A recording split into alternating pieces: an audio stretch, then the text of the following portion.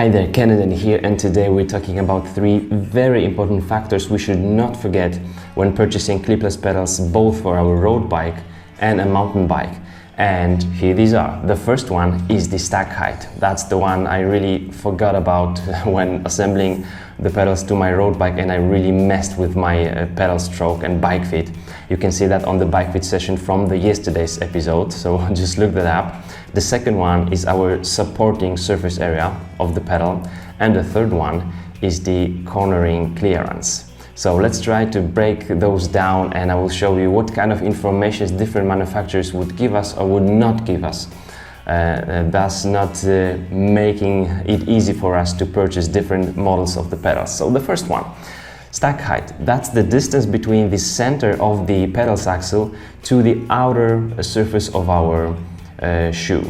As you can see here on this Time Espresso pedal, it's 13.5 millimeters. So that's the distance with the cleat. Of course, it's not just between the center of the axle and the cleat, and it's quite nice here. The lower the better, the lower the profile the better, and the more difficult it is also for the manufacturers to make the axle light and strong axle, and also this binding system here. I had like super high stack height on my pedal on the road bike, and I really had hard time finding the right saddle height for me, because we are then really messing with our pedal stroke. It does look very oval, and it's just not good. So that's the one we should really think about. What different manufacturers tell us. Here on the Time Espresso, we just have very nice information, 13.5 millimeters. Some manufacturers would simply say low profile pedal, and you don't know what's the distance between the center of the axle and your shoe. And here, for example, at the wiggle.com, that's the online store, we have the XTRs. These are quite nice. We have some low profile on these, and we can read here low profile platform height of 8.1 millimeters. All right, so 8.1 millimeters, but that's the distance not between the center of the axle and your shoe, but the center of the axle and the platform of the pedal. So it's without the thickness of the cleat. And when I'm having here the catalog, Shimano catalog for shoes, I can tell you that it's 8.3 in the catalog, not 8.1 for this distance, and 15 millimeters for a whole distance between the center of the axle and our outer shoe surface. So 15 versus 8 millimeters, that really makes a difference. That's the thickness of the cleat. So when purchasing, sometimes can be, I would say very often can be really difficult to find out really what will be this distance, this stack height. So always ask about a whole distance with the cleat, not only this one 8.1 millimeters, but 15 millimeters for XTRs. If we look at, for example, the Crank Brothers, we do have some informations like quite precise, between 11 and 13 millimeters for different models. But if you go for those models here of the pedals, there you will not find any detailed information for a certain model. So I do not like that, and it's really important for ourselves. Speedplay, that's the one that gives us a lot of information of different pedals, and we're gonna talk about it right now. As with the profile of the pedal and its shape, of course, we should be thinking about cornering clearance. And this one is as important for MTB and for the road bike, because hitting something on the road while cornering and having our pedal just down here, it shouldn't be here, but sometimes it just happens, and especially when we're pedaling somewhere in the terrain, this one is very important. That's the Speedplay pedal here on the right side, and they don't tell us what's here on the left, but it's Shimano Dura Ace, I think. So you can see the difference here, and it does matter for a road bike as well. always think about it. It's good to compare different shapes of the pedals, because it's just awesome. We have so many different models to choose from. Very, very nice. So that's the second factor we should think about, and it's connected actually to the stack height and the shape of the pedal. The second one is the surface area. We often think about the weight of the pedal and also the clipping performance. I would say clipping performance is more important than the weight. The weight should be just the last one, in my opinion.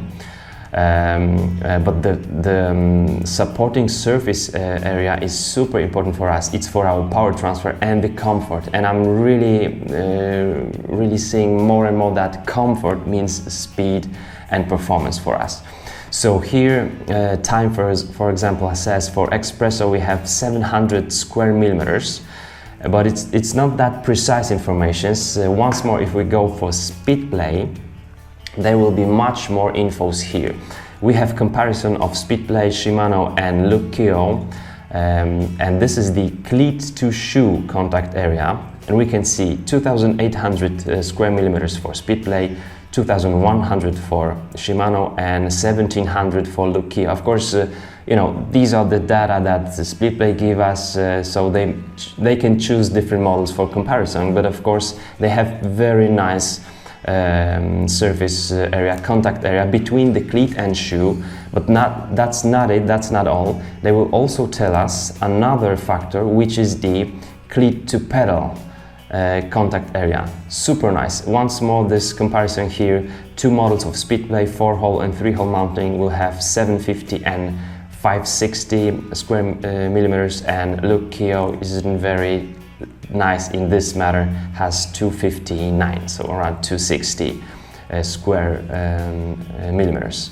It does matter a lot. The small area can cause some numbness, and the wider this platform is, the better we do feel on our bike, and it's super important.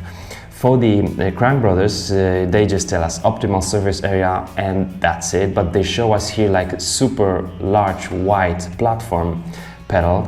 But if we go for a very, very popular model and a cool one really, which is the Eggbeater, there is no information about surface area. I would not expect having nice surface area of these here.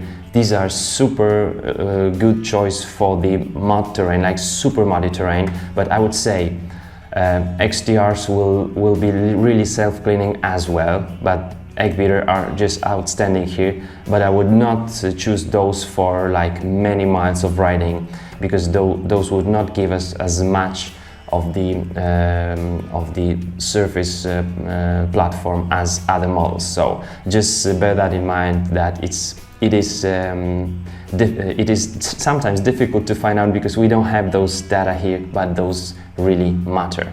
So once more, guys, we should be thinking about stack height, which will be connected to the corner clearance, and of course our surface area, both surface contact surface between the pedal and the cleat, and between the cleat and our shoe. So those are very important. I'm not talking about the other factors we often think about, but those three I think would be the factors we forget about, and stack height was the one I forgot just, you know, with my road bike, and I'm fixing it right now.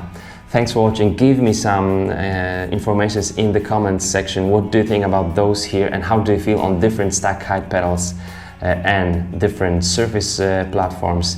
And I will see you soon. Bye bye.